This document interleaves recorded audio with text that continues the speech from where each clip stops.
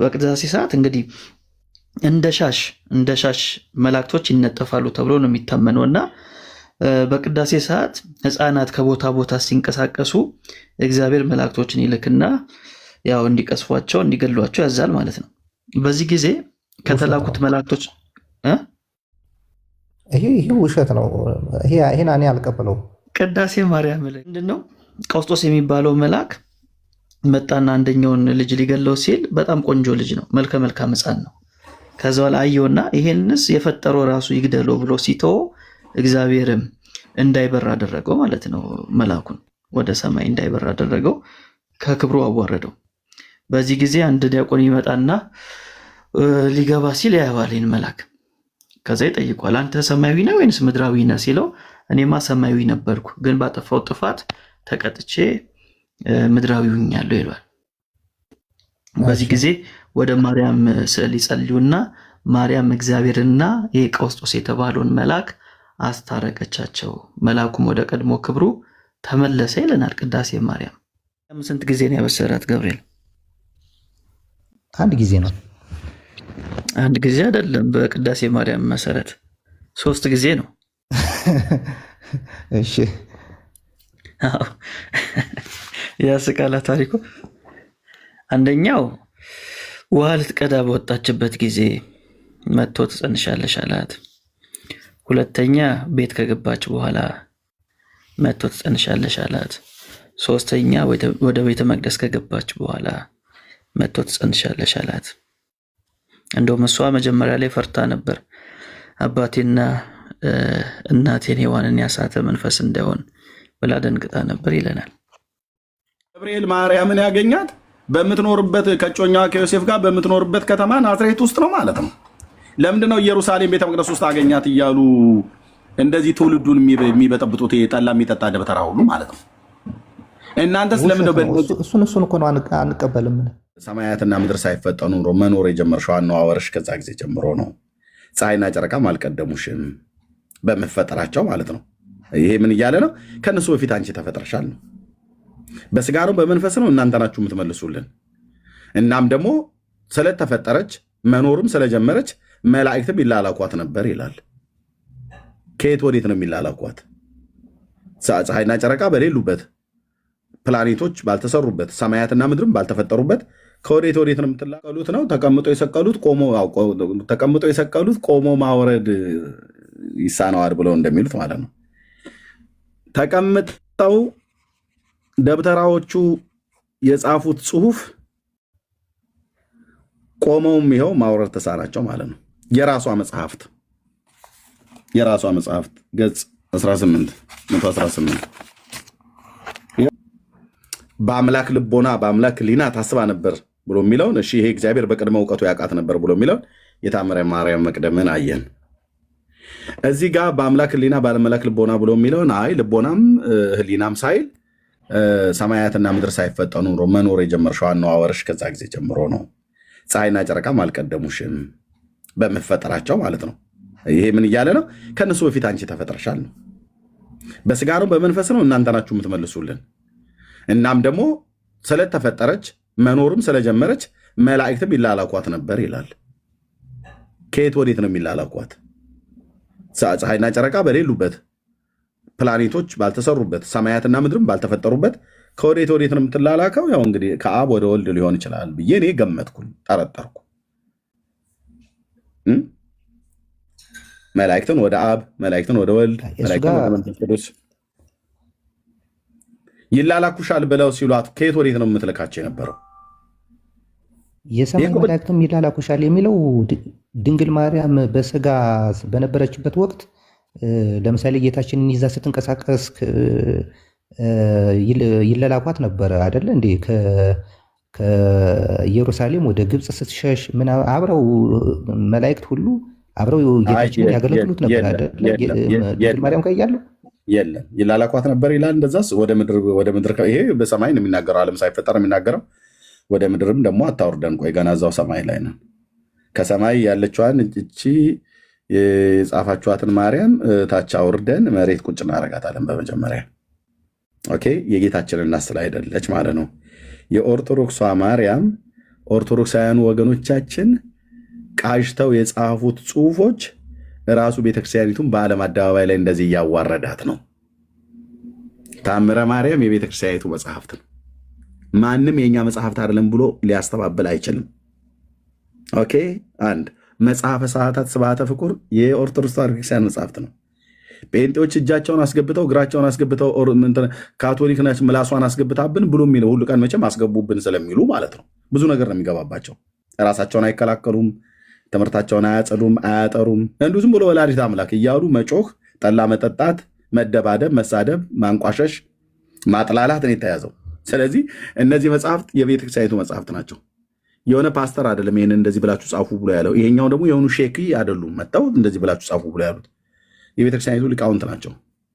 ይኸው ከፍጡራን አስቀድማ የነበረች እኮ ይላል። አየህ፣ መኖር የነበረችው ከፍጡራን አስቀድማ ነው።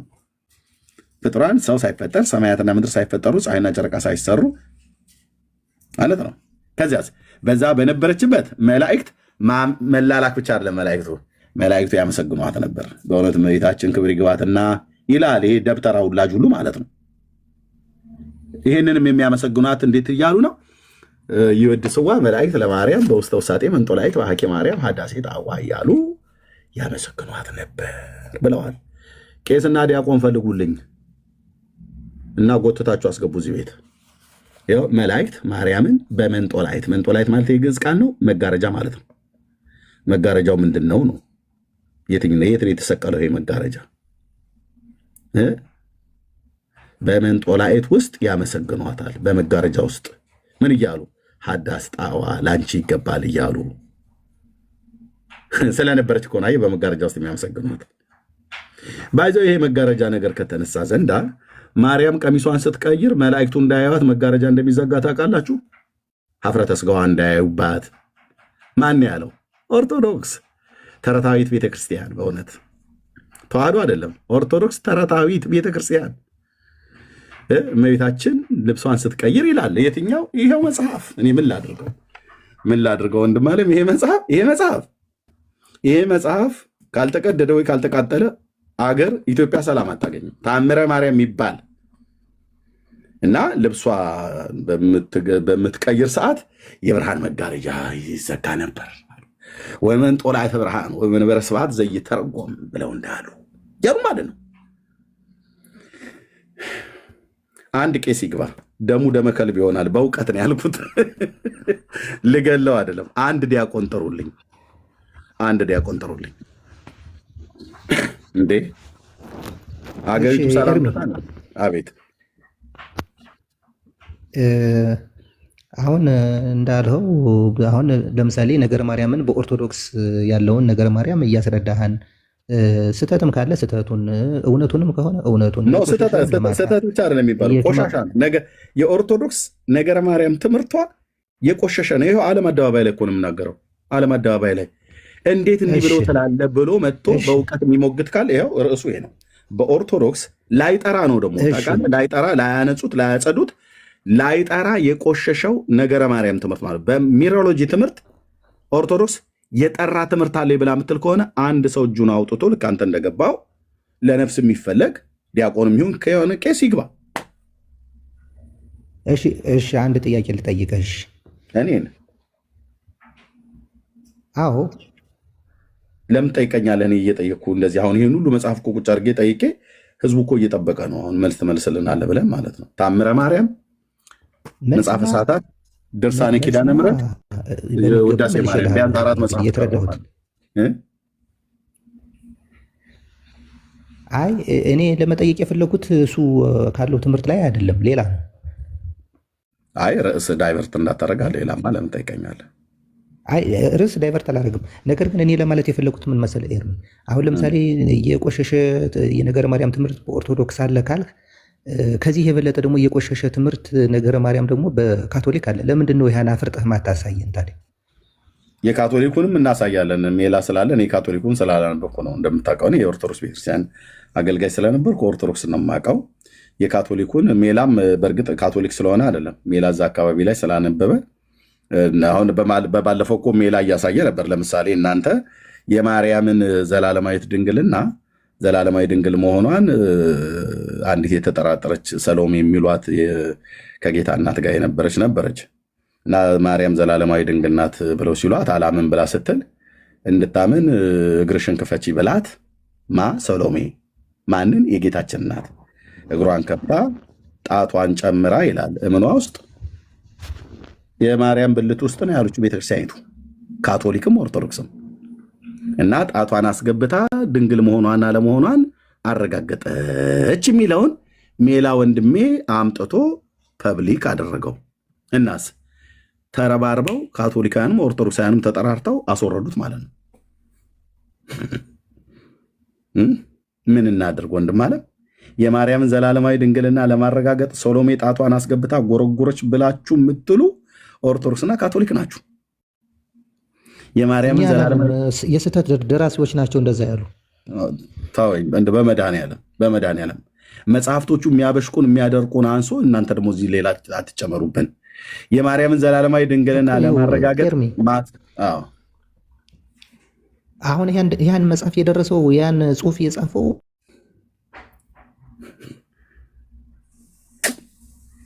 እሺ ጨርሰው ወንድም አለ። እናቶች እህቶች እንግዲህ ይቅርታ አድርጉልን ወገኖች፣ ባለጌ ስለሆንን አይደለም። የተጻፈው ነገር በጣም ብዙ ብልግና አለው። አይኗ ቃለው እናቶች በእድሜ የምትበልጡ ምናምን ነገር እህቶች እንዳላችሁ አውቃለሁ። ግን ምን እናድርገው ወንድሞቼ፣ ትውልድ ነፃ እንዲወጣ ከተፈለገ ከእንዲህ አይነት የተረገመ መጽሐፍና እውቀት ማምለጥ እንዲችሉ ፍርጥ አድርጌ መናገር አለብኝ። ጀርባዬን አዙሬ አልናገርም። ጣቷን አስገብታ ብልቷ ውስጥ ጎርጉራ ነው ያረጋገጠችው ብለዋል። ካቶሊክም ኦርቶዶክስም በዚህ በታምረ ማርያም ላይ ማህፀኗን ዳሳ ድንግል መሆኗን አረጋገጠች ይላል። ማህፀን በመዳሰስ ድንግልና ይታወቃል እንዴ? ይሄው ይሄ መጽሐፍ ነው ብሎ የሚለው አንተ ውሸታም ኤርሚያስ እንዴት እንደዚህ ትላለህ ብሎ የሚል ሰው ካለ ገልጠዋለሁ። መድኃኒዓለም ምስክሬ ነው ብዬ ስልህ ገልጠዋለሁ። እሺ ወረደ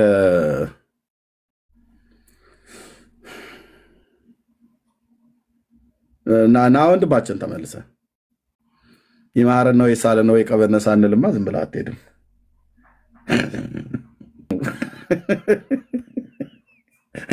አንዳንድ ሰው ሲሞት ጓደኛውን ሊያለቅስ ሄድ ወንድምዬ የኔ አባት ምን የተነጋገርነውን ረሳ ወይ ምናምን ነገር ብሎ ይላል።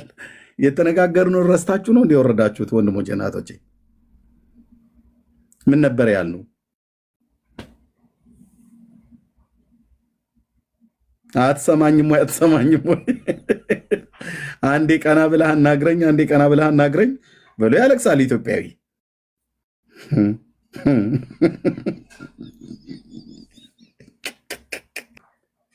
ያሉ ነገር ዝም ተብሎ ይቻላል።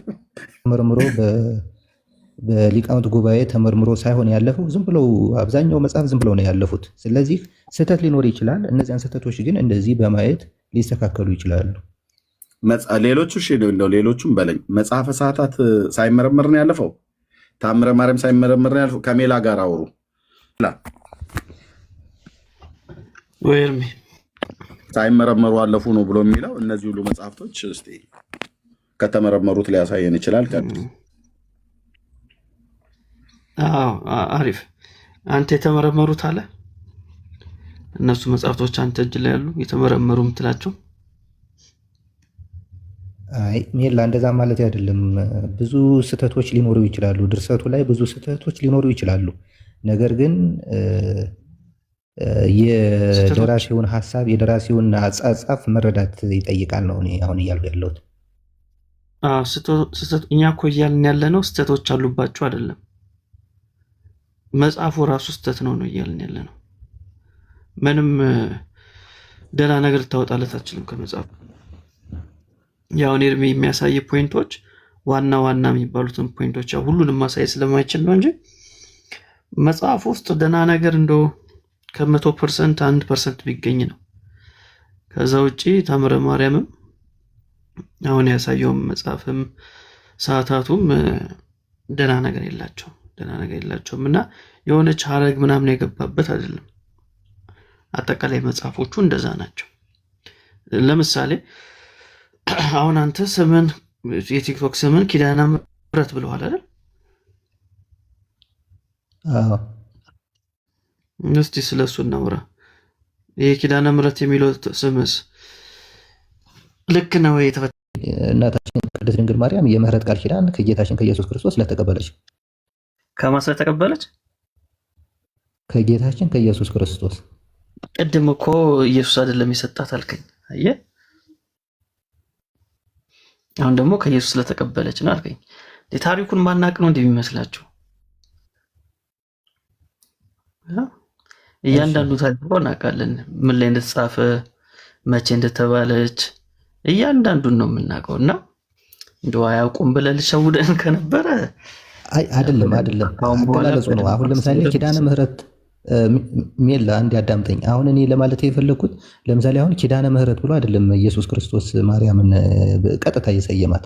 ነገር ግን ታምረ ማርያም ላይም እንደምናነበው በአንቺ ስም እንደዚህ ያደረጉ እንደዚህ አይነት ቃል ኪዳን ሰጥቼሻለሁ የሚለውን ቃል ያዙና ኪዳነ ምሕረት ብለው ሰየሙላት ነው እንጂ ቀጥታ ዳይሬክት እኮ አይደለም ኢየሱስ ክርስቶስ ኪዳነ ምሕረት ያላት። ያን ለመግለጽ ስለፈለኩ እና ማን ነው ያላት? ሰው ያው የገባውን ምሕረት የገባውን መሐላ ለመግለጽ ኪዳነ ምሕረት ተባለች። ኪዳኑን የሰጣት ማን ነው? ኪዳኑን የሰጣት ጌታችን ኢየሱስ ክርስቶስ ነው። በቃ እሱን ነው እያልኩ ያለሁት። ስለዚህ ማርያም ኢየሱስን ስለወለደች አይደለም ኪዳነ ምሕረት የተባለችው። እንደውም ኢየሱስ ከሞተ ካረገ በኋላ ነው አይደል ማርያም ወደ ኢየሱስ መቃብር ሄዳ ጸለየች። ከዛ ላይ ኢየሱስ መጥቶ ይህን ኪዳን የሰጣት እንጂ ከውልደቱ ጋር በፍጹም አይገናኝም። ከሞተ በኋላ ነው ወደ መቃብሩ ትመላለስና ትጸልይ ነበር። ስለዚህ ጸሎቷ ደግሞ በስሜ የተማጸነውን መታሰቢያን ያደረገውን በስሜ ለችግረኞች የሚራራን በስሜ ቤተክርስቲያንን ያነጸውና ምን እያለች ጠየቀችው። ከዛ ወደ ኢየሱስ ተገለጸለትና ይህን ሁሉ ያልሽውን ነገር ይሆንልሽ አላት ማለት ነው። ከዛ ቃል ኪዳን ገባል። ልክ ነህ። ግን ይህን ሁሉ ስልጣን ያገኘችው ምን ስለሆነች ነው? የኢየሱስ እናት ስለሆነች ብቻ ነው። ቅድም ያልከኝ እኮ ስለወለደች ነው እንደዛ የተባለችው አልከኝ። ስለወለደችው ሳይሆን ስለዚህ አሁን ይሄ እግዚአብሔር የገባላት ኢየሱስ ገባላት ብላችሁ የምታምኑት ኪዳን መጽሐፍ ቅዱሳዊ ነው ወይ? ከኢየሱስ ክርስቶስ ኪዳን ውጪ ከአዲሱ ኪዳን ውጪ ሌላ ኪዳን አለ ወይ?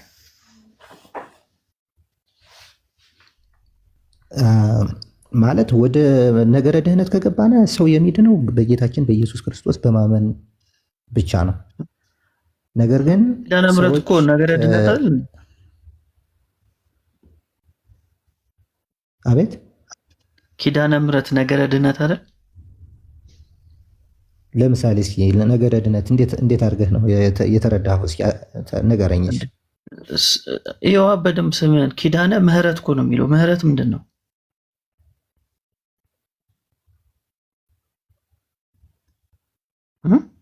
ምሕረት ምንድን ነው? የምህረት ኪዳን መቀበል ማለት ነው። ያ ግን ምህረት ምንድን ነው? ይኸው አሁን ሜላ አንድ ነገር መረዳት ያለብን አንድ ሰው በጌታችን በኢየሱስ ክርስቶስ አምኖ ካልዳነ በስተቀር ወደ መንግስተ ሰማያት አይገባም። ነገር ግን አሁን የድንግል ማርያም ኪዳን ምህረት ምንድን ነው ያልኩ?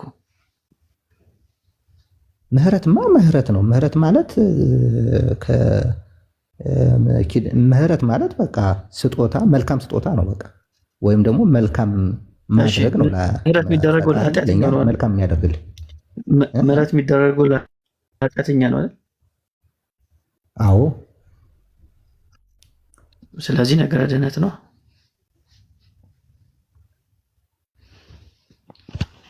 ነገረ ድህነትን አይነካም አትበለኝ።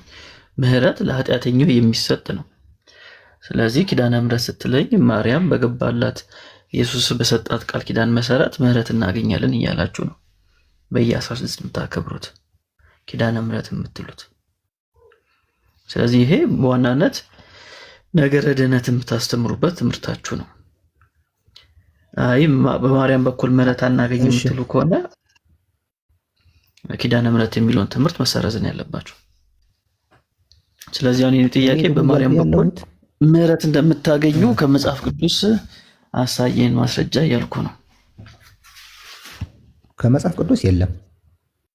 በጣም አሪፍ የለም። ስለዚህ ማርያም ኪዳነ ምሕረት አትባልም።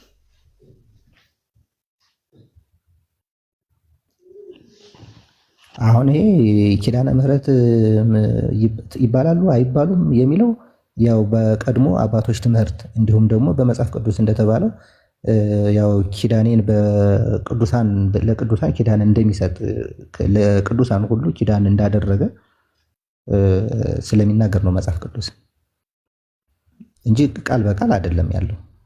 አይ ምንም አይገናኝም፣ ምንም አይገናኝም። እናንተም ማርያምን ኪዳነ ምሕረት የምትሏትና በመጽሐፍ ቅዱስ ላይ ስላለው ኪዳን የሚያወራው ሀሳብ ከእናንተ ጋር ፈጽሞ አይገናኝም። ስለዚህ አሁን ዋናው ፖይንት በማርያም በኩል ሰው ልጅ ምሕረትን ያገኛል።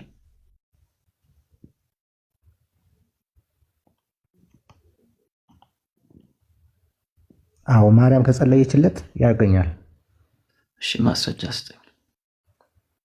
ወይም ቃል ኪዳን በሰጣት መሰረት ጌታ ኢየሱስ ክርስቶስ በሰጣት መሰረት ማለት ነው። እሺ ማስረጃ ስጠኝ ከመጽሐፍ ቅዱስ።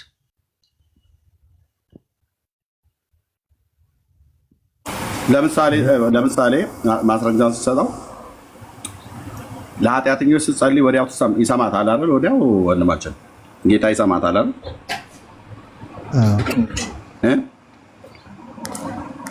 ወዲያው ነው የሚሰማት ወይ ዘግይቶ ነው የሚሰማት? ወዲያውኑ ነው የሚሰማት አምላክ ፈጣሪ። እሺ መቼ ነበር የጸለየችው ለኃጢአተኞች? ድንግል ማርያም በስጋ በነበረችበት ወቅት ያው እንደተጻፈልን በመቃብር በጎልጎታ ተገኝታ እንደጸለየች ይናገራል። በመቃብሩ አይደል? ታምንበታለህ? ይሄን ትምህርት ምንም እንኳን ከመጽሐፍ ቅዱስ ላይ ባይኖርም ያው መቼም እናቱ ናትና ድንግል ማርያም በጎልጎታ በዛው አቅራቢያም ስለነበረች ሂዳ ትጸልይም ብሎ መደምደም የሚቻል አይመስለኝም እኮ። ታምንበታለህ የትምህርቱን ነው ያልኩት እኮ። የኔን አመለካከት ነው የምነግርህ። ሊሆን ይችላል ነው ምክንያቱም ጸልያ ሊሆን ይችላል። እንግዲህ መቼም እኔ አላየኋትም። ኦኬ ታዲያ ቤተክርስቲያን እኮ ጸልያለች ብላለች። እሺ ሰኔ ወር ነበር አይደል የጸለየችው? ሰኔ ጎልጎታ የተባለው በወርሃ ሰኔ ነበር አይደል? አዎ። ኪዳን የገባላት መቼ የትኛው ወር ላይ ነው? የካቲት አይደል? አዎ በየካቲት 16 ነው የሚከበረው። ስንት ወር አለ በሰኔና በየካቲት መካከል? 8 ወር አይደል? እሺ በዚህ ነው ልክ አልሰማትም ማለት ነው። ሰምቶ አልመለሰላትም ማለት ነው። እንደዛ ለማለት አይደለም ኤርሚ። ታዲያ ሰኔ ጸልያ ቆይ አንደኛ በባዶ መቃብር ላይ ሄዳም ጸልዮ መቃብር ላይ ነበር አይደል? እኔ እኮ አሳዘነችኝ። ኦርቶዶክስ ቤተክርስቲያን በእውነት አሳዘናችሁኝ። ባዶ መቃብር ላይ ነበር ሄዳ አይደል ስትጸልይ የነበረው በኢየሩሳሌም። እሺ እሷ የምትኖረው የነበረው የት ነው? እሷማ ገሊላ ነው የምትኖረው። ገሊላ ስንት ኪሎ ሜትር ርቀት አለው ከኢየሩሳሌም? አንተ አታውቀውም? ልንገርህ፣ ወደ 158 ወደ 160 ኪሎ ሜትር ርቀት አለው። እሺ የ3 ቀን መንገድ ያህል ነገር ነው። እሺ ኦኬ። ስለዚህ መቃብሩ የት ነው ያለው? ኢየሩሳሌም አይደል? ኢየሩሳሌም። እሷ የምትኖረው የት ነው? እሷ ገሊላ ነው የምትኖረው። ኢየሩሳሌም መቃብሩ። እየተመላለሰ ትጸልይ ነበረ ብላችኋል። ሌላ ጣጣ መጣባችሁ ማለት ነው። ሌላ ሩቅ ነው ብለህ ነው የኤርሚ። እና ታዲያ 158 ኪሎ ሜትር ርቀት እኮ አለው። ማለት ምን ማለት እንደው ታውቃለህ? ከአዲስ አበባ ደብረ ብርሃን 130 ምናምን ነገር አካባቢ ነው። አምቦም ወደ 129 ነው ምናምን አካባቢ ነው ርቀት። 150 ኪሎ ሜትር ያህል ማለት ነው። ወደ ኦልሞስት 148 150 ኪሎ ሜትር ያህል ርቀት አለው ከገሊላ ናዝሬት ጀሩሳሌም ማለት ነው። ሁሉ ቀን እየመጣች በመቃብሩ ትጸልይ ነበር ብላችሁ ጽፋችኋል። ይህም ሌላ ዕዳ ነው። አንደኛው ሌላ የምትመልሱት ማለት ነው። ሁለተኛው እሷ አይሁዳዊት ሴት ናት አይደል? አይሁዳውያን በመቃብር ላይ እንዲጸልዩ እግዚአብሔር አዟቸዋል?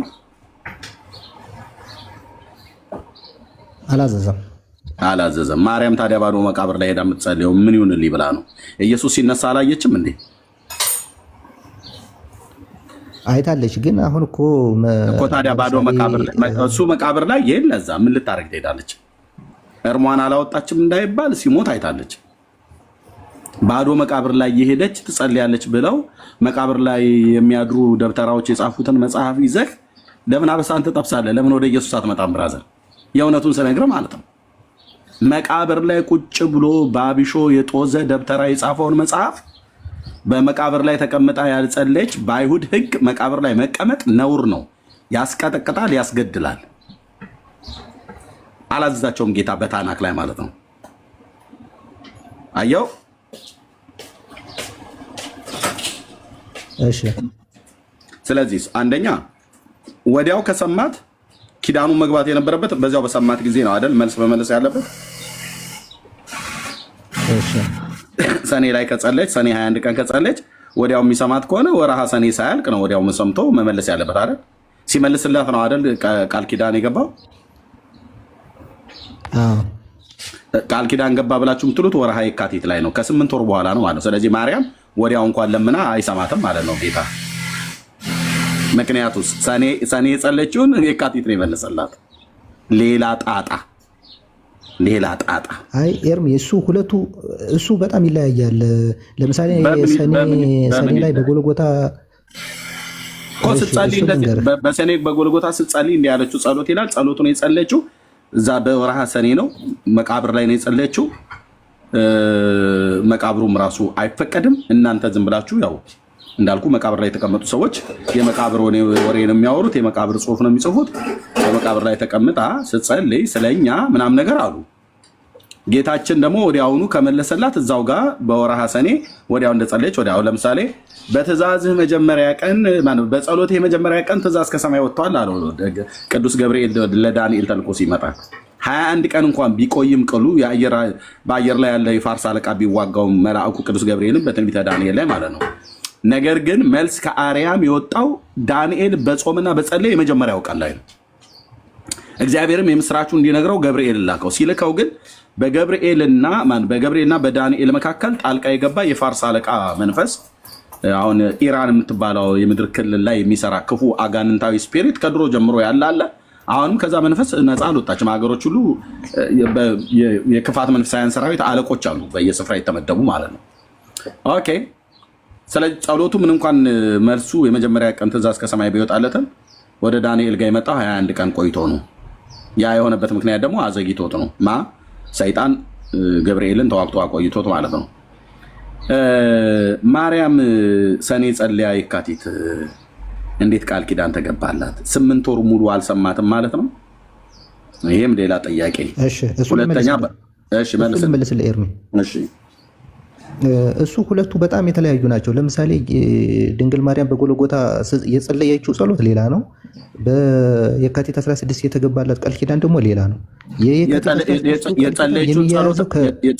የጸለየችውን ጸሎት አለ እንዴ ቃል ኪዳን የገባላት? የለመነችውን ልመና አይደል እንዴ ያደርግልሻለሁ ያለት? ስሜን የጠራውን መታሰቢያን ያደረገውን ዝክሬን የዘከረውን እምህር ለኪ ማርልኝ ያለችው አይደል እንዴ ያለችው? እሱ ብለዋለች። ነገር ግን ዋናው የካቲት 16ቱ ታሪክ የሚያጠነጥነው በላየሰብ የሚባለው ሰው ጋር ነው እንጂ የሰኔ 21ዱን አይደለም የመለሰላት። ያው እኮ ነው ኤርሚ፣ እዛም የጸለየችው እዚህም በላየሰብን ማርልኝ ብላ የጸለየችው አንድ ነው። ያው ነው ጸሎቱ። ለመሸፋፈን የምትሄድበት ርቀት ወንድሜ፣ ቅድም ሜላ እንዳለህ ማለት ነው። እንደዛ አይደለም እኮ ኤርሚ። አይ ሜላ እንዳለህ ወንድም አለው። አንደኛ የምናውቀውን ታሪክ ለመደበቅ የምትሄዱበት ማለት ነው። በቃ ምንም ከህሊና ጋር መጣላት የለብህም ወንድም አለ። መጣላት የለብህም። እኛ እናንተን የማሸማቀቅ አጀንዳ አይደለንም የያዝነው፣ ግን የምናውቃት ነው ያደግንባት ናት። ሜሎስ በቅድስት ሥላሴ መንፈሳዊ ኮሌጅ የቴዎሎጂ ምሩቅ ነው። በኦርቶዶክስ ተዋሕዶ ቤተክርስቲያን መምህር ብላ ነው የሾመችው። ምንም ልትደብቀው አትችልም። የቤተክርስቲያኒቱን ጓዳ ጎርጓዳ ያውቀዋል። ትምህርቷ ነው፣ ትምህርቷን ያውቀዋል። ታሪክ ነው፣ ታሪኳን ያውቀዋል። ቀኖና ነው፣ ቀኖናን ትውፊቷን እናውቃለን። ኤርሚያስ የቤተክርስቲያኒቱ ዲያቆን የነበርኩ ነኝ። ምንም ልደብቀን አትችልም። አሁን መጋፈጥ መፋጠጥ ካለባችሁ ከመጽሐፍቶቻችሁና ከትርክታችሁ ጋር እንዴት አድርገው እንደተጫወቱባችሁ ብቻ ማየት ነው ያለብን። ሲጀምር አይሁዳዊ የሆነ ሰው በባዶ መቃብር ላይ ሄዶ እንዲጸልይ የአምላክ የእግዚአብሔር ቃል አያዝም። ማርያም ደግሞ ጌታችን እናት ናት። እሷ እስራኤላዊት ናት። እሱም በስጋ በመወለዱ እስራኤላዊ ነው። እስራኤላውያን ባዶ መቃብር ላይ ሄዶ የመጸለይ አባዜ የላቸውም።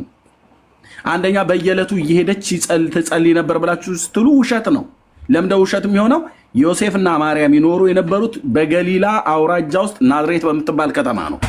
ይሄ ማለት ጌታችን ሞቶ ከተቀበረበት ከኢየሩሳሌም 148 ነው 150 ኪሎ ሜትር ርቀት ላይ ማለት ነው። ያኔም አሁንም መሬቱ ተንሸራቶ ወይ አልጠበበም ወይ አልሰፋም። ናዝሬት ከተማ የድሮዋ ነች። አሁንም እዛ ቦታ ነው ያለው። የእሷ የማርያምና የዮሴፍ ቤተሰቦች ቤቱ አለ። ዓለም እየሄደ ይጎበኘዋል። ጌታም የተቀበረበት አይ ቲንክ ካቶሊክ መሰለችኝ ያቸው የካቶሊክ ወይ የኢትዮጵያ ኦርቶዶክስ ቤተልሔም ማለት ነው። ጎልጎታ ማለት ነው። መቃብሩ ስፍራ አለ። ሰዎች ይሄዱ ይዳስሱታል። አይተህ ከሆነ ማለት ነው። እና ከገሊላ ናዝሬት ዕለት ከኛም ከኢትዮጵያም ይሄዳሉ። ከዓለም ዙሪያ እኮ አይቼዋለሁ። ስለዚህ ዕለት ዕለት እየመጣች መቃብሩ ላይ ትጸልይ ነበር ብሎ ያለው ውሸት ነው፣ ውሸት ነው። ዮሐንስ ራሱ እንኳን ወደ ቤት ወሰዳት እንኳን ተብሎ የተባለውን እንኳን ይዘን ዮሐንስ የምን ሀገር ተወላጅ ነው? በሰሜኑ በእስራኤል ክፍል ካሉት በገሊላ ባህር ዙሪያ ካሉ ከ10 ከተሞች መካከል ከአንዱ ነው። ልክ እንደነ ጴጥሮስ እና እንደነ እንድሪያስ የቤተሳይዳ ሰዎች መሆናቸው። ፊልጶስ የቤተሳይዳ ሰው ነው። ጴጥሮስ እና ወንድሙ እንድሪያስ የቤተሳይዳ ሰዎች ናቸው።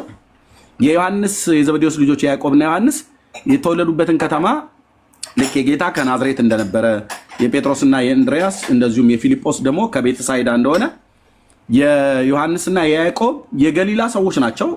ከነዛ ከ10 ከተሞች ከጥብርያዶስ ባህር ዙሪያ ካሉ ከ10 ከተሞች ከአንዱ ነው። ግን የትውልድ ከተማቸውን ባይናገርም ግን እነሱም እዛ አካባቢ ናቸው። ወደ ቤት ወሰዳት እንኳን ከተባለ ከዮሐንስ ቤትም እንኳን መታ የምትጸልይ ከሆነ መቃብሩ ጋር ከሰሜን ወደ ደቡብ ኦልሞስት ወደ 150 ኪሎ ሜትር እያቆራረጠች እየመጣች ባዶ መቃብር ላይ እየጸለየች ትሄድ ነበረ ብለው ይላሉ። ይህንን ግን ሁሉ አላሰቡም። ትውልድ እንደዚህ እንደሚጠይቃቸው አላሰቡም። በስንቱ ነገር እኮ ነው ብራዘር እኮ ኦርቶዶክስ እኮ የዋሸችው ሚሮሎጂ ትምህርት ላይ የዋሸችው ማለት ነው። ለምሳሌ ከብስራቱ ዜና እንኳን ስንጀምር ሶሪ ሜላ ቅድም ስለተቀበልኩ ሰጣለሁ።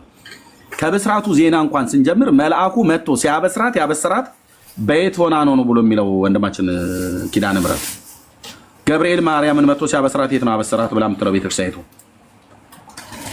የት ነበር ያገኛት? በቤተ ክርስቲያኗ ትምህርት ነው ወይስ በመጽሐፍ ቅዱስ? በቤተክርስቲያኑ ትምህርት በእናንተ እንጂ በቤተ መቅደስ። ቤተ መቅደሱ የት ነበር የነበረው?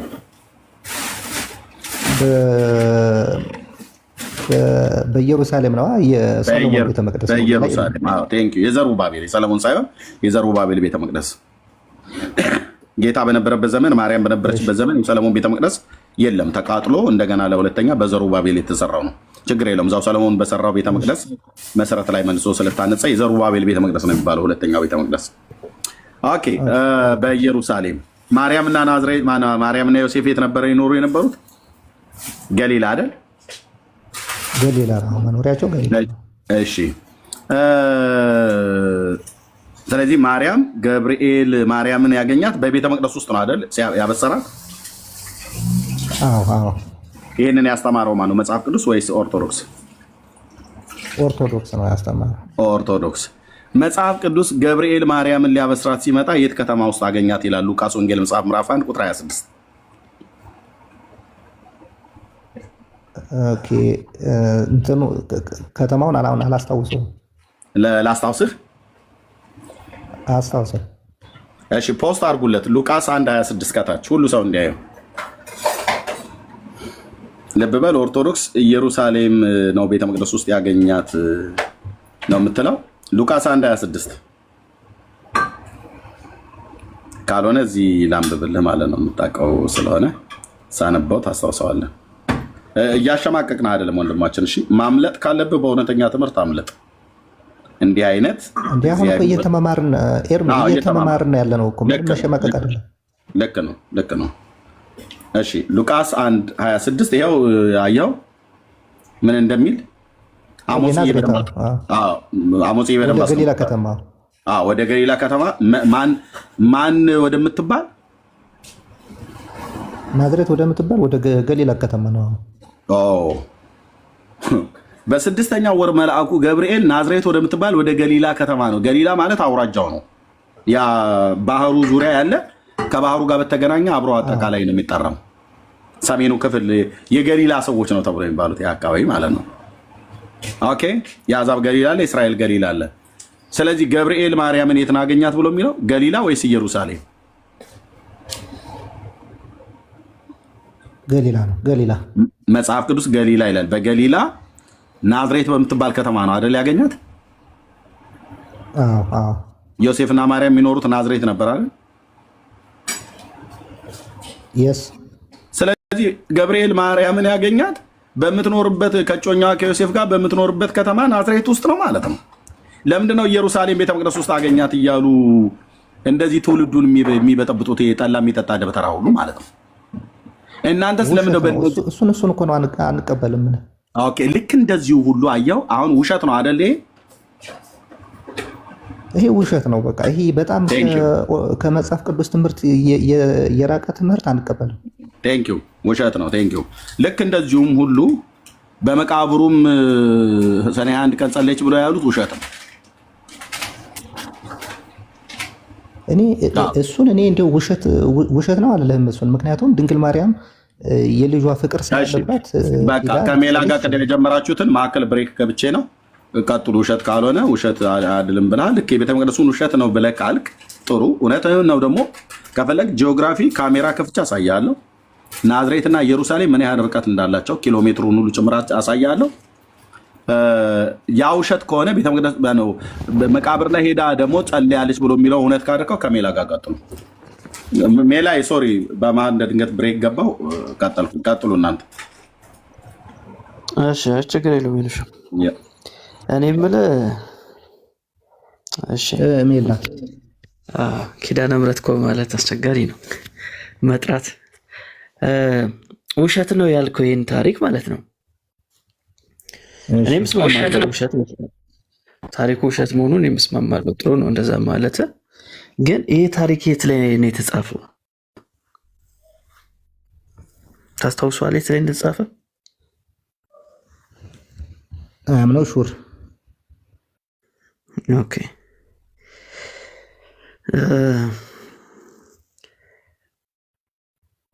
ትክክል ጽሁፎች ናቸው ብለህ የምታስባቸው ጽሁፎች አሉ በኦርቶዶክስ ቤተክርስቲያን ውስጥ ከገድላት ድርሳናት ውጭ? ከገድላት ድርሳናት ውጭ በጣም ቤተክርስቲያናችን ያላት ዜማ ያላት ቴንኪ ወንድሜ አሞጽ ከእስራኤል ነው ያለው። ይታይ 145 ኪሎ ሜትር ነው። እኔ ቅድም ከ148 እስከ 150 ነው ብያልኩ። 145 ኪሎ ሜትር ከኢየሩሳሌም እስከ ገሊላ ናዝሬት እስከነ ማርያም እና እስከነ ዮሴፍ ቤት ድረስ የዚህን ያህል ርቀት አለው። አያው ኢየሱስ የተቀበረው ጎልጎታ ነው፣ ኢየሩሳሌም። ማርያም ትኖር የነበረችው እዛ ነው። የዚህን ያህል ርቀት ነው። ላይ ቀጥሉ። ቴንክ ዩ። እሺ ኤርሜ እና ሜላ ቅድም በጠየቀኝ መሰረት ማለት ነው በቤተ ክርስቲያናችን በነገራችን ላይ አንድ መረዳት ያለብን ነገር አለ።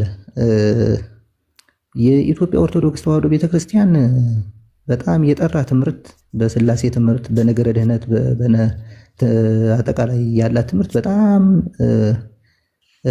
በጣም ቆንጆና በጣም በቃ አሁንም ልትመሰገን የሚገባት ናት ቤተክርስቲያናችን። ነገር ግን በውስጧ ብዙ እንደዚህ ስሁት የሆነ ትምህርት ይዘው የገቡ ሰዎች አሉ። የግለሰብ ጽሁፍ፣ የግለሰብ ትምህርት አለ። እሱን ግን አሁንም በመጽሐፍ ቅዱስ እየፈተሽን እናስወጣለን ነው የኔም ሀሳብ። ቅዳሴያችሁስ ለምሳሌ የትኛው ቅዳሴ? ቅዳሴያችሁ በአጠቃላይ ስህተት ሊሆን ይችላል? ስህተት አይሆንም። ስህተት አይሆንም። አዎ ከመጽሐፍ ቅዱስ ጋር የሚጋጭ ከሆነ ስህተት ሊሆን ይችላል። ግን ቅዳሴው ከመጽሐፍ ራሱ ቅዱስ አስተምህሮ ስለዚህ ከመጽሐፍ ቅዱስ ጋር ከተጋጨ እርግጠኛ ቅዳሴ እኮ ምስጋና እኮ ነው እኮ። ስለዚህ ቅዳሴ እኮ ምስጋና ቅዳሴያችሁ ነው። ስህተት የሚሆንበት እድል አለ ማለት ነው። እንግዲህ ቅዳሴያችሁ ዋና የአምልኮ ማዕከላችሁ ነው አይደል? ቅዳሴ ብዙ ጊዜ ምስጋናም ነው። ቅዳሴ አምልኮ ብቻ ሳይሆን ምስጋናም ነው።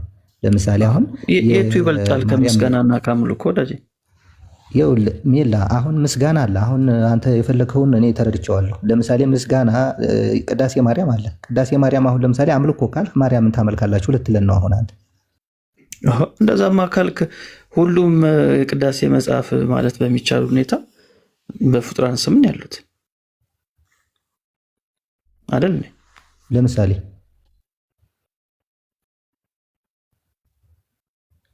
የተጻፉት የቅዳሴ መጽሐፍቶች ከቅዳሴ ማርያም ውጭ ያሉት የዲዮስቆሮስ ብትለው ያማ ለምሳሌ በስም ለምሳሌ የደራሲው ስም ሊሆን ይችላል። በዚያ በስሙ ለምሳሌ አሁን እኮ እንደዛ ስለተባለ የቅዱስ ጳውሎስ እኮ እንደዛ የኔ ሀሳብ እሱ አልነበረም። አንተ እኮ ነው ወደዚያ ወሰድከው። ስለዚህ እንደዛ ካልከኝ ያው አብዛኛው ጽሁፎች ወይም አብዛኛው ቅዳሴ የተደረሰው ወይም የተጻፈው በጻፊው ስም ስለሆነ እሱ ሀሳብ አያስኬድም። እኔ የጠየቅኩ ቅዳሴያችሁ የቅዳሴያችሁ ኮንቴንት የኔ ጥያቄ አልተረዳውም እኮ አንተ እኮ ገና ለገና በዚህ በኩል ሊጠይቀኝ ይችላል ብለህ የራስን መላምት እየሰጠን ያለው ተረድቼዋለሁ ብለህ እኔ እያልኩ ያለሁት የቅዳሴ ጽሁፎቻችሁ ንጹህ ናቸው ወይ? ፒውር ናቸው ወይ? ስህተት የለባቸውም ወይ?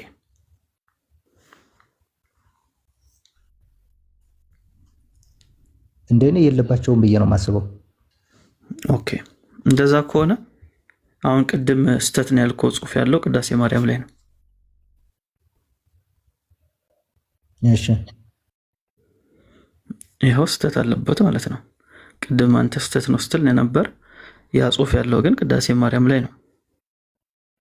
ምን የሚለው ለምሳሌ ማርያምን የታበሰራት ብለህ ከኤርሚ ጋር ያወራችሁት በቤተ መቅደስ እና በገሊላ የሚለው አዎ እሱ ሁለቱም በጣም ፋላሲ ያለበት ታሪክ ነው። ለምሳሌ ሁለቱን ማጠጋጋት ራሱ ይከብዳል። እኔ አሁን እንደተረዳሁት ገሊላ እና ቤተ መቅደሱ ያለበት ኢየሩሳሌም የተራራቁ ናቸው። ስለዚህ እሱን ይህ ፋላሲ ያለበት ነው። እኔ አልቀበለውም። ስለዚህ ቅዳሴውን አትቀበለው ማለት ነው። ቅዳሴው ሙሉን ቅዳሴ ሳይሆን እንደዚህ አንዳንድ ስርዋጾችን ላልቀበላቸው እችላለሁ። ይሄ እኮ ማለት የሆነች ቃል ገብታበት ምናምን እኮ አይደለም፣ ታሪክ ነው። ለምሳሌ አሁን ማርያም ስንት ጊዜ ነው ያበሰራት ገብርኤል? አንድ ጊዜ ነው። አንድ ጊዜ አይደለም። በቅዳሴ ማርያም መሰረት 3 ጊዜ ነው። እሺ ያስቃላ ታሪኩ። አንደኛው ውሃ ልትቀዳ በወጣችበት ጊዜ መጥቶ ትጸንሻለሽ አላት። ሁለተኛ ቤት ከገባች በኋላ መጥቶ ትጸንሻለሽ አላት። ሶስተኛ ወደ ቤተ መቅደስ ከገባች በኋላ መጥቶ ትጸንሻለሽ አላት። እንደውም እሷ መጀመሪያ ላይ ፈርታ ነበር። አባቴና እናቴን ሔዋንን ያሳተ መንፈስ እንዳይሆን ብላ ደንግጣ ነበር ይለናል። እና ይህ ታሪክ የምናገኘው ከቅዳሴ ማርያም ላይ ነው። እንዲሁም እኔ ልክ ነህ። እንደውም ይሄን እኔ በደንብ እንትኑን ስላላወቁት ነው እንጂ እንደውም እዚህ ጋር እኮ መልሱን መለሰልን ሚላን እንትኑን ማለት ነው። ቅድም እኛ ያወራነውን ማለት ነው። አሁን ቅድም ፋላሲ ብለን የያዝነውን እንደውም እዚህ ጋር ራሱ መለሰልን ትክክል እንደሆነ ማለት ነው። ሀሳቡን ቀየርክ? እሺ አይደለም፣ ሀሳቡን ለመቀየር አይደለም። ለምሳሌ አሁን አንተ ቅድም እየጠየቀኝ የነበረ ሁለቱ እንደሚለያዩ ነበረ። ነገር ግን አሁን እንተን ምንድነው ቅዱስ ገብርኤል በቤት እንዳበሰራት ይናገራል። ገሊላ ላይም ድንግል ማርያምን ያበሰራት ከመጽሐፍ ቅዱስ እንደምናነበው በቤት እንደነበረች ነው። ስለዚህ ከዚህ ጋርም ይጠቅሰዋል ማለት ነው። ምን እያልከኝ ያለው? ማለት ቅዳሴ ማርያም ላይም ዋቀታ ማርያም ቆይ ለአንተ እንደምትለኝ ከሆነ ውሃ ትቀዳና የምትሄደው ቅድም የተጠቀሰው ስንት 100 ኪሎ ሜትር ነው ቆርጣ የምትሄደው 145 ያሉትን ውሃ ለመቅዳት 145 ኪሎ ሜትር ነው የምትጓዘው። አይ አሁን ይኸውልህ ቅዳሴ ማርያም ላይ ሶስቱንም ይጠቅስልናል ነው ያልኩህ። ለምሳሌ አሁን እዛው ቅዳሴ ማርያም እኮ እዛው ነው የሚል። ስለዚህ አስኬድም እሱ ሀሳብ ግን ቢያንስ እንኳን ከመጽሐፍ ቅዱስ ላይ የተገለጸውን አንዱን አምኗል ነው የምልህ። ጽፎልናል፣ እውነተኛ ታሪኩን ጽፎልናል። አይ አልጻፈልም። የትኛው ታሪክ ነው የጻፈልህ? 3 ጊዜ አበሰራት። ለምሳሌ በቤት ሳለች አበሰራት ይላል። በቤት አበሰራት ይላል። በቤት እንዳበሰራት ነው መጽሐፍ ቅዱስ የሚናገር። ኦኬ ቤት ስለሚል እሺ፣ ሁለቱንስ ምን ልታደርገው ነው?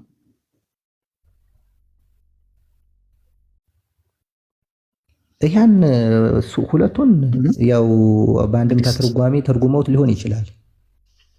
እንዴት ይሆናል? አንድ ነገር እኮ ልክ የሚሆነው ለምሳሌ እናንተ አሁን በቲክቶክ እያወራን ነው አይደል? ይህ የምናወራውን ነገር በአንድምታ ትርጓሜ አድርገን በአካል ተገናኝተን አወራን ማለት አይደለም። ስለዚህ ማርያም አንድ ቦታ ነው ልትሆን የምትችለው፣ ወይም ገሊላ ነች ወይም ኢየሩሳሌም ነች። ስለዚህ በአንድምታ አንድም ብለህ ልትወስዳት አትችልም። እሺ፣ አይ በተመሳሳይ ሰዓት ከሆነማ ሊሆን አይችልም። እውነት ልክ ነህ። በተመሳሳይ ሰዓት ከሆነ በተመሳሳይ ሰዓት ከሆነ እያወርኩ ያለው። እሺ፣ ስለዚህ ይህ ሀሳብ ደግሞ የሚገኘው እንግዲህ ቅዳሴ ላይ ነው። አሁን ብዙ ጊዜ የምንሰማው ነገር አለ። እኛ ቅዳሴያችን እንከን የለውም፣ ስለ ኢየሱስ ክርስቶስ ነው የሚያወራው፣ ምንም ስህተት አታገኙበትም ይባላል። ግን አንዱ ቅዳሴያችሁ ቅዳሴ ማርያም ላይ በጣም ብዙ ችግሮች ማግኘት እንችላለን። ለምሳሌ እዚሁ ቅዳሴ ማርያም ላይ ደግሞ ሌላ ጥያቄ ልጠይቅህ። አንብበው ግን ታውቃለህ? ቅዳሴ ማርያምን አላነበብኩትም። እሺ፣ ለምሳሌ ቅዳሴ ማርያም ላይ ስለ ምስጋና የሚያወራበት ፓርት አለ። አሁን አንተ ማርያምን ታመሰግናታለህ? አዎ። እሺ፣ ለማርያም ስንት ፐርሰንት ምስጋና ነው የሚገባት ብለህ ምን ትለኛለህ? በፐርሰንት በእርግጥ አሁን ድንግል ማርያምን ለማመስገን ፐርሰንት ይወስነዋል ብዬ እኔ አላምንም። ምክንያቱም እሷ ብፅዕት ናት። ዓለም ትውልድ ሁሉ ብፅዕት ይሉሻል ተብላ እንደተነገረላት እሷን ማመስገን በፐርሰንት መከፋፈል ራሱ ያለብን አይመስለኝም። በምንችለው አቅም ማመስገን ነው። ኦኬ፣ ግን ቅዳሴ ማርያም ላይ እንደዛ ይላል። ምን ይላል? ከእያንዳንዱ ምስጋና ሲሶ አላት ይላል።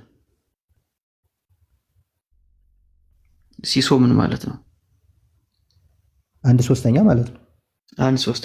ስለዚህ ቅዳሴ ማርያም ላይ በጽሁፍም ቢሆን በቅርጽም ቢሆን በምስጋናም ቢሆን በእያንዳንዱ ነገር ሲሶ አላት ይላል። እንዴት? አሁን ሲሶ ከማን ጋር ነው ያወዳደረው? እሱ ከማን ጋር ነው ያወዳደረው? ለማርያም ከሚሰጠው ምስጋና ጋር ነው። ለእግዚአብሔር የምትሰጠው አለ፣ ለማርያም የምትሰጠው አለ፣ ለመላእክት የምትሰጠው፣ ለቅዱሳን የምትሰጠው አለ። ስለዚህ ለማርያም 1 ሲሶ ይገባታል ነው የሚለው። ስለዚህ ከፈጣሪ ጋር ወይም ለአምላክ ከምንሰጠው ምስጋና ጋር ምናምን ይህን ማወዳደር አያስፈልግም። ከፍጡራን ጋር ራሱ ቢሆን 1/3 ነው እንደዚህ ተደርጎ መቀመጥ አለበት። አይ ከፍጡራን ጋርማ እንደውም ከፍጡራን በላይ ናት። ከፍጡራን በላይ ናት። እንደውም እሷን ለማመስገን ምንም ፐርሰንት አያስፈልገንም። ሙሉ ለሙሉ ሲሶ ነው የሚል 1/3 ነው ስጣት የሚል። ስለዚህ ከ1/3 መጨመር የለብንም። እሺ፣ የማርያም አስታራቂ ነች ብለህ ታምናለህ? አዎ። ማርያም የማን አስታራቂ ነች? የሰው አስታራቂ ነች ወይንስ የመላእክት አስታራቂ ነች? የመላእክት አስታራቂ አይደለችም። የሰው ልጅ አስታራቂ ነው ለኃጢአተኞች። መላእክትማ ኃጢአት የለባቸውም። ኃጢአት ሰርቶ ሊወድቁ አይችሉም መላእክት። መላእክት አንድ ወድቀዋል። አንድ የወደቀው መልአክ አለ ሳጥናኤል። እሱ ደግሞ አንድ ቅዱሳን መላእክት ነው ማለት የለም። አሁን ኃጢአት ሰርቶ የሚወድቅ መልአክ የለም። እሺ እኔ እንደዚህ ብዬ ባስተምር አሁን ኃጢአት ሰርቶ የሚወድቅ መልአክ አለ ብዬ ብናገር ትክክል ነኝ ወይስ ተሳስቼ ነው? ምንም መጽሐፍ ቅዱሳዊ ባክግራውንድ ስለሌለህ ስህተት ነው የሚሆነው። እሺ ማርያም የወደቀን መልአክ ታስታርቃለች፣ ወደ ቀድሞ ክብሩ ትመልሳለች ብለህ ስህተት ነው። አሁን የሚወድቅ መልአክ የለም። አንድ መላእክት የተፈረደበት መልአክ አንድ ተፈርዶበታል። እሺ ቅዳሴ ማርያማችሁ ግን ከአንተ በተቃራኒ ነው የሚናገረው። ምን ትላለህ? ቆስጦስ የሚባለውን መልአክ ታውቃለህ? ቆስጦስ የለም። ቆስጦስ የሚባል መልአክ በቤተክርስቲያናችን አይታወቅም። እኔ አላውቀውም በል እንጂ ወዳጄ፣ አይታወቅም ወይ ታሪክ ፍልሰታ ጾምን እንደው ጾም አታውቅም እንዴ ወዳጄ? እንደው ሌላው ቢቀር ኧረ ሁሌ ነው የምጾመው። እና ሁሌ የምጾም ከሆነ ቤተክርስቲያን አትሄድም? ከ7 ዓመት ጀምሬ ነው የምጾመው እኮ። ቤተክርስቲያን አትሄድም ግን? እንዴ በጣም ነው የሚሄደው። ለምን መሰለህ? ይህ ታሪክ ሁሌ በነሐሴ ላይ ይተረካል። እሺ ችግሩ እዛ ስትሄዱ በደንብ ኮንሽንስ አትሆኑም። አሁን እኛ እዚህ አምጥተን ስናወራው ነው እንዴ የምትሉት እንጂ ቢያንስ ነሐሴ ላይ ይሄ ታሪክ ሁሌ ነው የሚተረከው። ሱባኤው እንግዲህ የሁለት ሳምንት ሱባኤ ነው አይደል? በዛ ውስጥ ቢያንስ 2 ቀን ይሄ ታሪክ ይተረካል ማለት ነው። እና ቆስጦስ የሚባል መልአክ አለ። በቅዳሴ ሰዓት ላይ ከቦታ ቦታ ትንቀሳቀሱ ይባላል አይደል? አዎ። ለምንድን ነው እንደዛ የሚባለው? በቅዳሴ ሰዓት የምስጋና ሰዓት ስለሆነ መላእክት ይነጠፋሉ። ለጌታችን ለኢየሱስ ክርስቶስ ክብር ምስጋና፣ አምልኮ ይነጠፋሉ እና እነሱን መርገጥ ነው ከተንቀሳቀስክ ተብሎ ነው የሚገለጸው። በጣም አሪፍ። አሁን ልክ ነህ። እንደዛ ስለሚባል ሰው ቢንቀሳቀስ ምን ይደርስበታል? እነዚህ መላእክቶች ቢረግጣቸው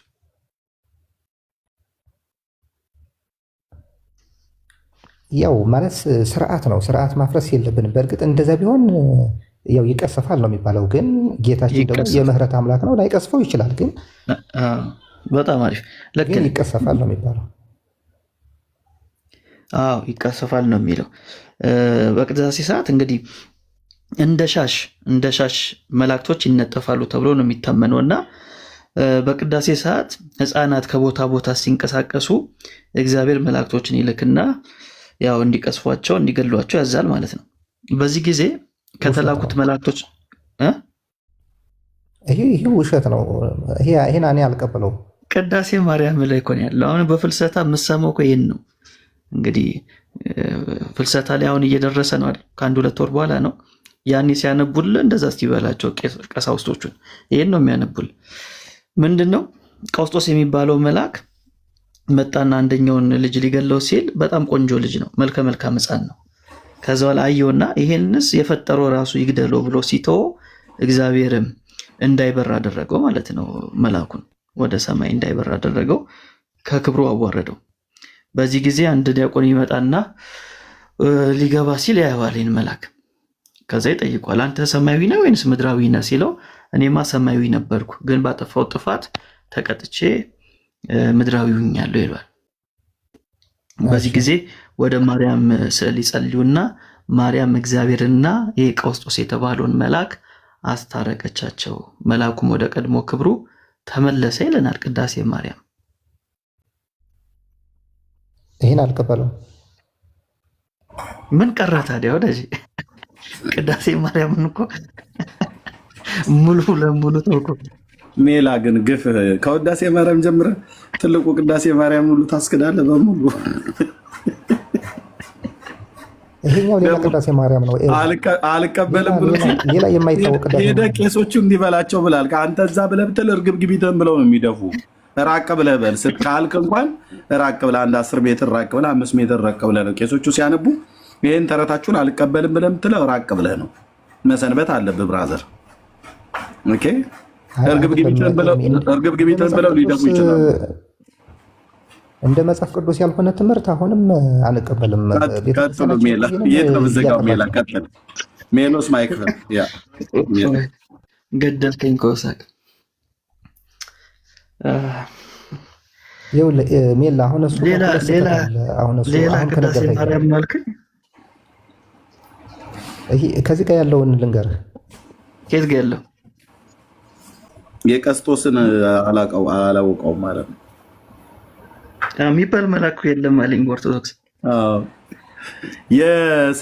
የሰሜን ሸዋ የሰላሌ አውራጃ ሀገረ ስብከት ሊቀ ጳጳስ አቡነ ቀውስጦስ ናቸው አይደል ስማቸው? አቡነ ቀውስጦስ።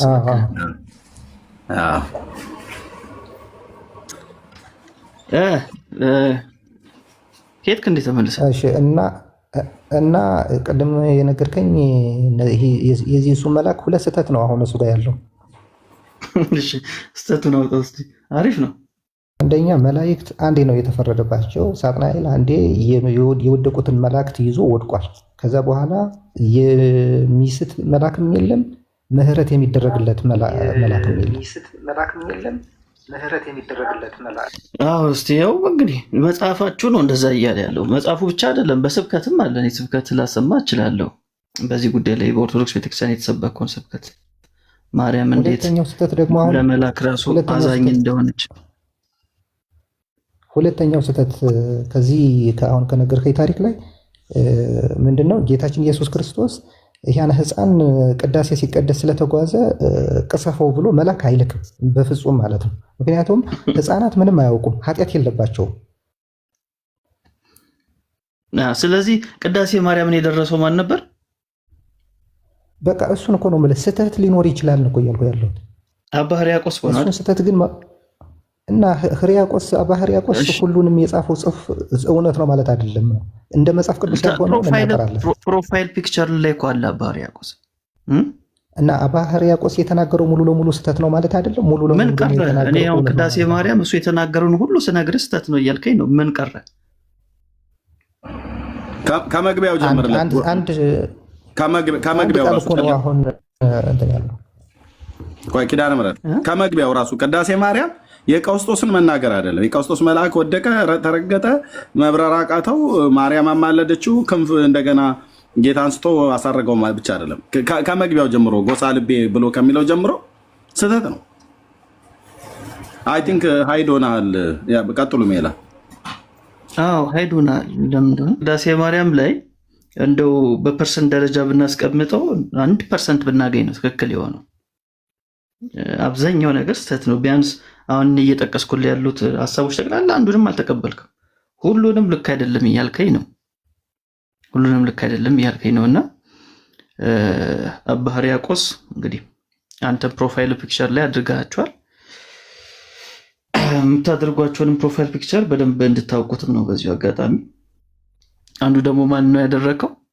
ከአባ ሕርያቆስ ጎን ያለው አባ ኤፍሬም ነው አይደል? ኤፍሬም ሶርያዊ።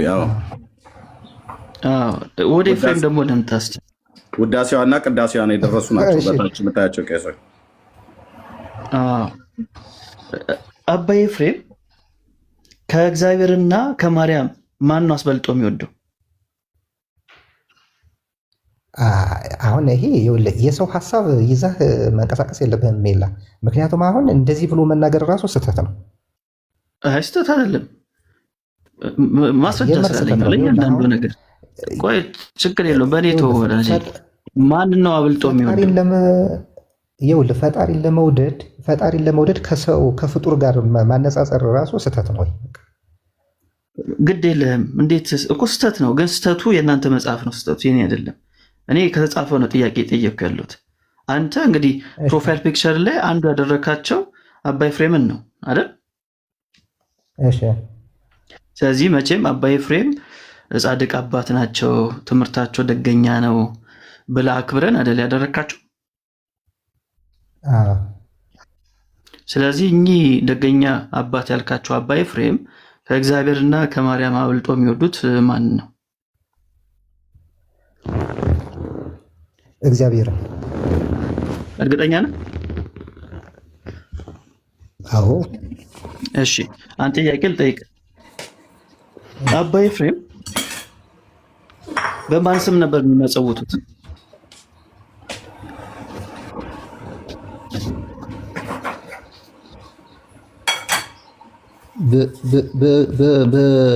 በእግዚአብሔር ስም ነው።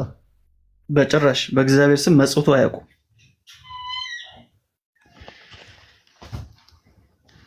አሳየኝ። እሺ አሳየኝ። በማን ስም እንደሚመጸውቱ አታውቅም? አላውቅም።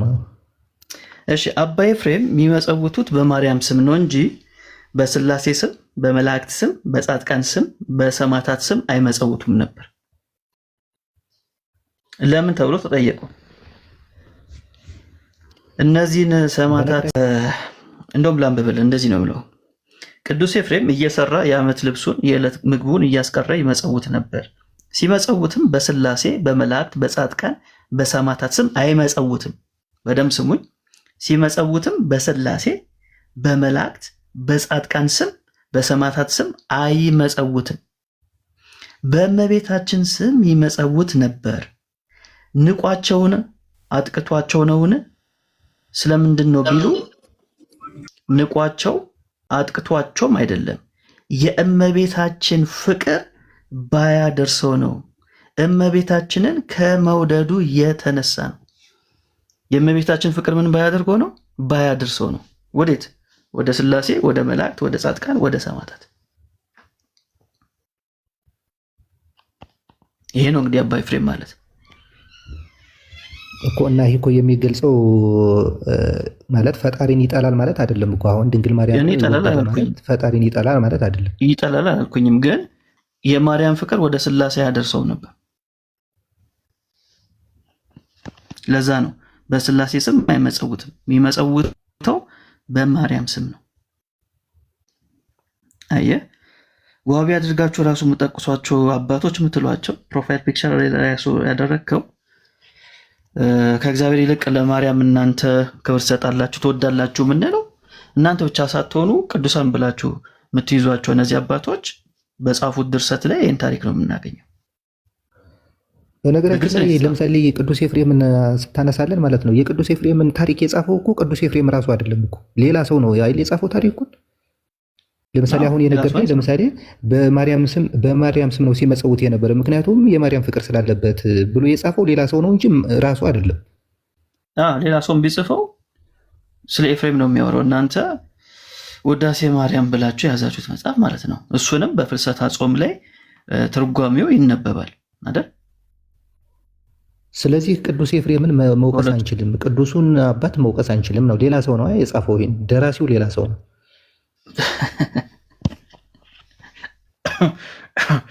ደራሲው ታዲያ የደረሰው እኮ የእሱን ሕይወት ነው። ያለን የጻፈው የሌለን አልጻፈም። ዋሽቷል ካልክ እንግዲህ ይህን መጽሐፍ ደርሳ የሰጠችን የኢትዮጵያ ኦርቶዶክስ ቤተክርስቲያን ነች። ሲጀመር ያው ውዳሴ ማርያምን እሱ ደርሷል ብዬ ልቦለድም ሊያስገባ ይችላል እኮ። በቃ ቤተክርስቲያናችሁ ነች እኮ የደረሰችው፣ እኛ አይደለንም። እኛ አይደለንም የደረስነው፣ ቤተክርስቲያናችሁ ነች። እና ልቦለድ ማስገባች ካልከኝ ቤተክርስቲያናችሁ ነች፣ እኛ አይደለንም።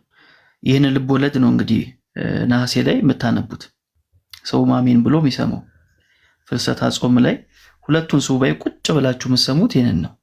አሜን ይላል ሰው። ስለዚህ የሐሰት ትምህርት ነው፣ ስተት ነው፣ ልቦለድ ነው ካልክ ሄደ ሲነበብ ይሄ መጽሐፍማ ልቦለድ ነው ማለት አለብህ። ግን ያው ኤርሚ እንዳለው ርቀትን ጠብቀ ማለት ነው። ኦኬ እዚህ ውዳሴ ማርያም ትርጓሜው ላይ ስለ ኃጢአት ስርየት የሚናገረው አንድ ታሪክ አለ። አንድ ሴት ነበረች ኃጢአቷን እየጻፈች የምትኖር ይልና ከዛ በኋላ ኃጢአቷ እንዴት ነው የተሰረየላት ይላል። ቄሱ ይፋቅልሽ ሲላት ተፈቆለታል፣ ኃጢአቷ ተሰረየላታል ይላል። ኃጢአት ስርየት እንደዚህ ይገኛል እንዴ? የኃጢአት ስርየት የሚገኘው በእምነት ነው። አዎ እዚህ ላይ ግን ይፋቅልሽ በለኝ ትሏለች ካህኑ ጋር ሄዳ፣ ከዛ ካህኑ በዚህ መጽሐፍ ያለው ይፋቅልሽ ይላታል። ከዛ ተፍቆ ታገኘዋለች። የጻፈችው ነገር ነው የሚፋቅላት። እሷ በወረቀት ጻፈች፣ እንዳረሰው ኃጢአቴን ብላ በወረቀት ላይ ትጽፏለች። ከዛ ላይ የጻፈችውን ጠቅላላ ካህኑ ጋር ሄዳ ትነግረዋለች። ከዛ በኋላ በዚህ ያለው ይፋቅልሽ በለኝ አባቴ ትለዋለች። ይፋቅልሽ አላት። ተፍቆ አገኘችው። እነሱ እኮ ልክ ነው። እሱ ካህኑ ምንድነው? አዎ ካህኑ ወደ እግዚአብሔር ነው ያቀረበው። ካህኑ ወደ እግዚአብሔር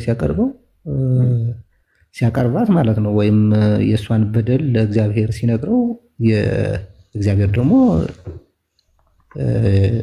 ይቅር ይላታል። ይፋቃል። ከተጻፈው ጽሑፍ ይፋቃል።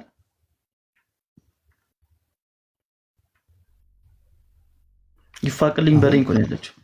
ይፋቅልሽ አላት፣ ተፍቆ አገኘችው ይላል የጻፈችው ጽሑፍ። አዎ የእግዚአብሔር ታምር ነው እንግዲህ። ታምር መቼም እግዚአብሔር አይሰራም። ታምር አይደለም። ስለ ኃጢአት ስርየት ነው እያወራን ያለ ነው። መቼም የኃጢአት ስርየት ትምህርታችሁ ይለያያል ብለህ ነው ታምነው። ለአንድ ሰው ሌላ፣ ለአንተ ሌላ፣ ለምኒልክ ሌላ፣ ለእኔ ሌላ፣ እንደዛ ነው የሚሆነው የኃጢአት ስርየት? ወይንስ ወጥ የሆነ የኃጢአት ስርየት ትምህርት አለ? ወጥ የሆነ የኃጢአት ስርየት ትምህርት ነው ያለ። በቃ ስለዚህ ወጥ የሆነ የኃጢአት ስርየት ትምህርት ካላችሁ እዚህ ጋር የሚናገረው እቺ ሴት ትጽፍ ነበር፣ በጽሁፍ ነበር የምትጽፈው። ለምን ከተባለ ኃጢአቴ እንዳልረሳው ብላ ትጽፍ ነበር። ከዛ አንድ ቀን ሄዳ ትጠይቋለች። በዚህ ያለው ይፋቅልሽ በለኝ አለችው። እሱም ይላታል፣ ይፋቅልሽ ይላታል። ከዛ ገልጻ ብታየው አንዲት ኃጢአት ብቻ ነበር የቀራት ይላል። ልክ እኮ ነውና እሱን ያደረገው ፈጣሪ ነው። ምህረቱን የሰጣት ፈጣሪ ነው የፋቀላት እንጂ ካህኑ አይደለም። ካህኑ ምንድነው? ሚዲየተር ነው የሚሆነው፣ ማቅረብ ነው ወደ እኮ። አሁን አንተ የሰራውን ኃጢአት ጽፈ ካህን ጋር ብትሄድ ይፋቅል ቢል የተጻፈው ነገር ተሰርዞ ታገኘዋለህ? እሱን እኮ ነው ቅድም ያልኩ። ይሄ የመለኮት ስራ ነውና መቼም እንዴት። ስለዚህ የተለያየ ነው ያላችሁ ማለት ነው። የተለያየ የኃጢአት ስርየት ትምህርት ነው ያላችሁ። ስለዚህ እንደዚህ ከሆነ አንድ ሰው ኃጢአት ሰርቶ ወደ ካህኑ ይሄዳል። ከዛ በኋላ ካህኑ የኃጢአት ስርየትን ይሰጠዋል፣ እግዚአብሔርን ጠይቁ። ስለዚህ የሰውዬ ከዛ ኃጢአት የተወታ ይሆናል አይደል? ንጹህ ይሆናል። እሺ ንጹህ ከሆነ ለምንድን ነው የሚቆርበው? የሚቆርበው